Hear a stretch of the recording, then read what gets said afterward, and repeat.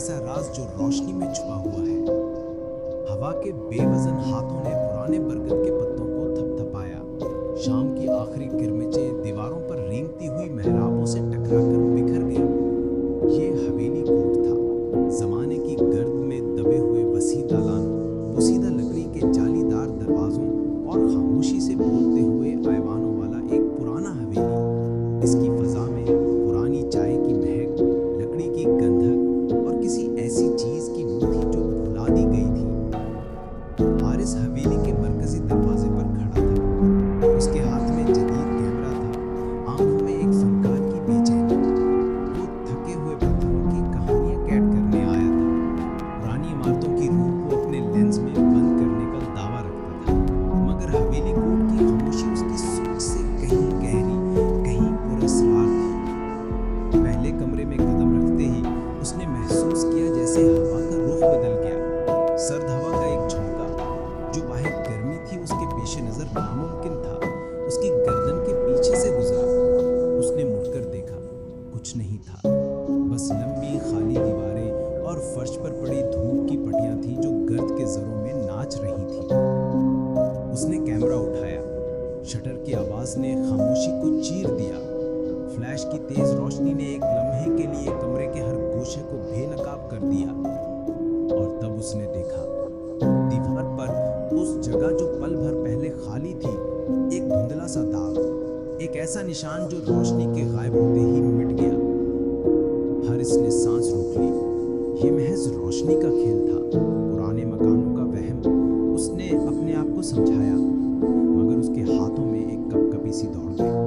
وہ آگے بڑھا۔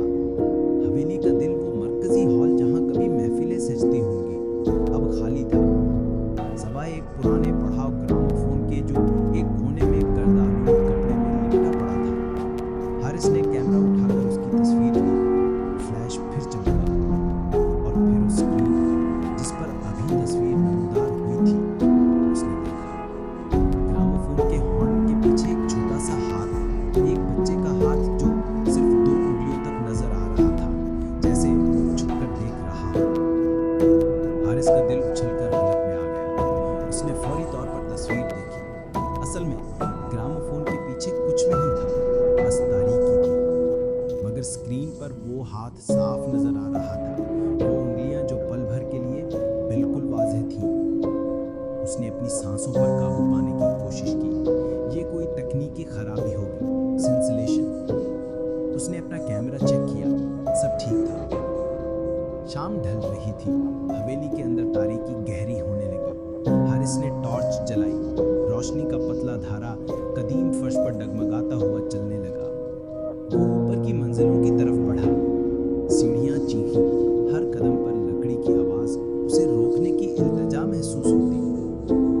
پہلی منزل پر ایک لمبا کوریڈور تھا، کئی دروازے، ان میں سے ایک آدھ کھلا تھا۔ حارث نے دھکا دیا، دروازے نے ایک لمبی اداس آواز نکالی۔ کمرے کے بیچوں بیچ ایک پرانا آلتی پالتی والا پلنگ پڑا تھا، اس پر ایک سفید چادر تھی، بغیر کسی شکن کے، بالکل ایسے جیسے ابھی کوئی اسے ٹھیک کر کے گیا ہو۔ حارث نے سانس روک لیا۔ اس کی ٹارچ کی روشنی نے پلنگ کے سرہانے پر فوکس کیا، اور وہاں تکیے پر ایک گہرا دھنساؤ تھا۔ ایسا لگ رہا تھا جیسے ابھی ابھی کسی نے اپنا سر وہاں سے اٹھایا ہو۔ حارث پیچھے ہٹا، اس کی پشت دیوار سے ٹکرا گئی۔ سردی نے اس کی ریڑھ کی ہڈی میں رس گھول دیا۔ یہ سب اس کے ذہن کا بازیچہ تھا، پرانے گھر، تنہائی، اس کی اپنی تخلیقی سوچ کا خوفناک کھیل۔ اس نے یہی سوچا، مگر پھر اس کی نظر پلنگ کے نیچے پڑی۔ فرش پر ٹارچ کی روشنی میں کچھ چمکا۔ وہ جھکا، ایک چھوٹی سی کاٹن کی گڑیا تھی۔ اس کے کپڑے پرانا مخملی کرتے جیسے تھے، بال کالے دھاگوں کے بنے ہوئے، مگر اس گڑیا کا چہرہ، وہ چہرہ نہیں تھا، محض ایک ہموار بے جان سفید کپڑا۔ کوئی آنکھیں نہیں تھیں، کوئی ناک نہیں تھی، کوئی منہ نہیں۔ حارث نے گڑیا کو ہاتھ میں لینے سے انکار کر دیا۔ وہ پیچھے ہٹا اور باہر آ گیا۔ اس کا دل دیوانہ وار دھڑک رہا تھا۔ اس نے فیصلہ کیا کہ وہ چلا جائے گا۔ یہ جگہ، اس جگہ میں کچھ ٹھیک نہیں تھا۔ وہ سیڑھیاں اترنے لگا۔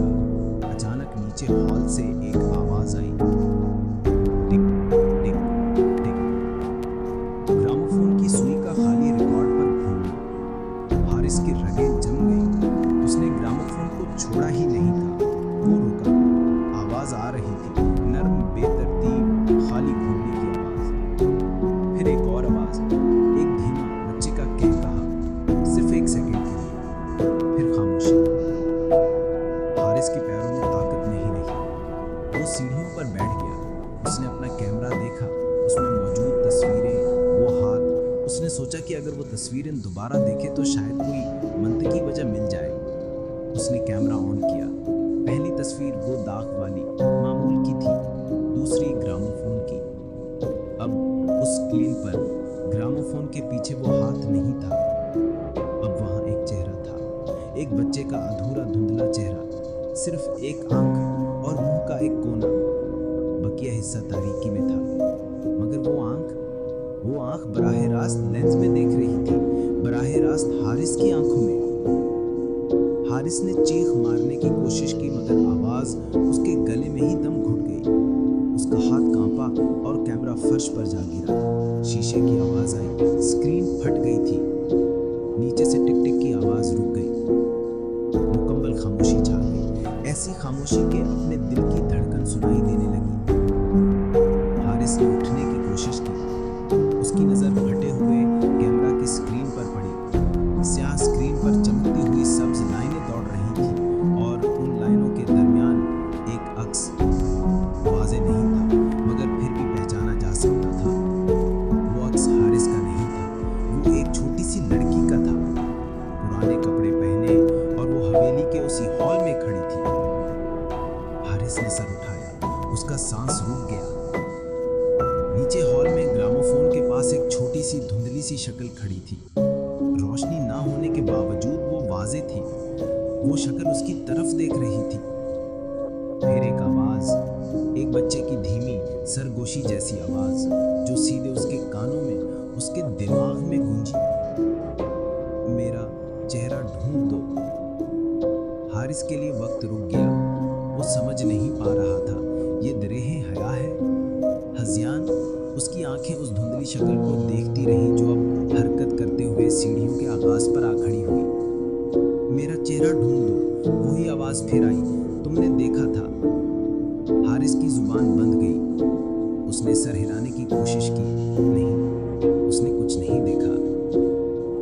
शक्ल ने एक कदम आगे बढ़ाया। अब वो सीढ़ियों पर थी। मेरे कैमरे में तुमने अपनी तस्वीर खींची थी ना, हॉल में। हारिस को याद आया कि हॉल में दाखिल होते वक्त उसने एक सेल्फी ली थी, महज एक टेस्ट शॉट, बेसाख्ता। उसने बेसाख्ता अपने फोन को टटोला, वो जिंदा था। उसने गैलरी खोली, वो सेल्फी मिल गई। तस्वीर में हारिस हॉल के दरमियान खड़ा था, मुस्कुराहट के नाम पर एक बेकैफ लहजा, मगर उस कैमरा के फ्लैश की वजह से उसके पीछे की दीवार रोशन हो गई थी, और उस दीवार पर एक फ्रेम था, एक पुराना black and white photo frame. उसने तस्वीर को जूम किया। फ्रेम में एक खानदान था, एक बुजुर्ग जोटे, एक संजीदा मर्द, एक खातून, और उनके सामने खड़े 3 बच्चे, 2 लड़के और एक छोटी सी लड़की जिसका चेहरा धुंधला था, बिल्कुल ऐसे जैसे किसी ने तस्वीर को खुरच कर उसका चेहरा मिटा दिया हो। वो मेरा घर था, सरगोशी ने कहा। शक्ल अब एक सीढ़ी नीचे थी। वो मेरा खानदान था, मगर उन्होंने मेरा नाम मिटा दिया, मेरी यादें चुरा ली, मेरी तस्वीरों से मेरे चेहरे को खुरच दिया। हारिस का जहन तेजी से दौड़ने लगा। उसे हवेली की तारीख के बारे में कुछ याद आया। एक पुराना वाकया, दहियों पहले का, एक छोटी बच्ची की पुरस्रार गुमशुदगी, कभी नहीं मिली। खानदान ने शहर छोड़ दिया, ये जगह वीरान पड़ी रही। क्यों? हारिस ने अपने अंदर से एक आवाज निकाली, तुम्हें क्यों मिटाया गया? शक्ल रुक गई। क्योंकि मैंने देख लिया था, मैंने वो देख लिया था जो नहीं देखना चाहिए था।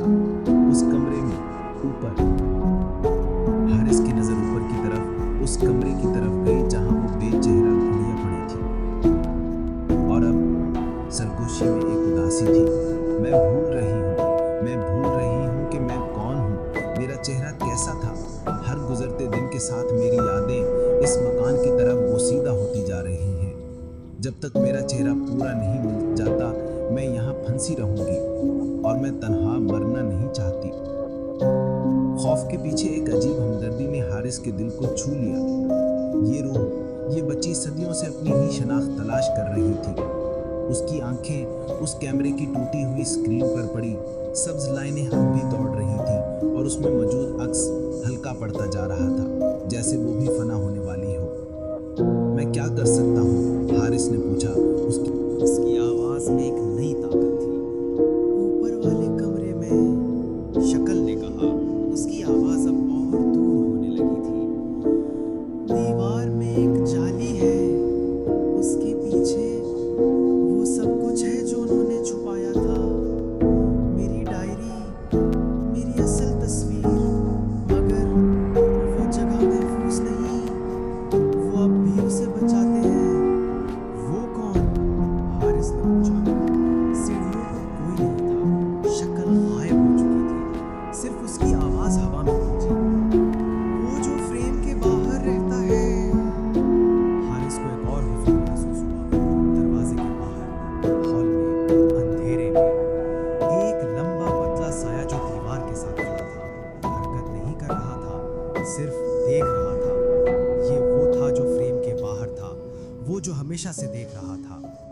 हारिस के सामने दो रास्ते थे। नीचे जाकर इस पुरअसरार साए का सामना करना, या ऊपर जाकर उस जाली वाली दीवार को तोड़ना और उस बच्चे की शनाख्त को बहाल करना। हवेली की खामोशी अब एक धमकी बन चुकी थी। हवा में हल्की सरसराहट थी, जैसे कोई कदीम राज अब अपनी कैद तोड़ने के लिए बेचैन हो। उसने अपना फोन, उसकी वाहिद रोशनी, मजबूती से पकड़ा और एक कदम बढ़ाया। कभी कभी सबसे गहरा खौफ वो नहीं होता जो आपको देख रहा हो, बल्कि वो होता है जो आपको देखना चाहता हो मगर उसका चेहरा ही ना हो। और याद रखें, हर पुरानी तस्वीर सिर्फ माजी नहीं दिखाती। कभी कभी वो एक इल्तिजा भी होती है। एक ऐसी इल्तिजा जो फ्रेम के अंदर से आप तक पहुंचने के लिए तरसती हो। मगर कहानी यहाँ खत्म नहीं होती, क्योंकि हवेली कोर्ट का असल राज तो अभी खुलना बाकी है।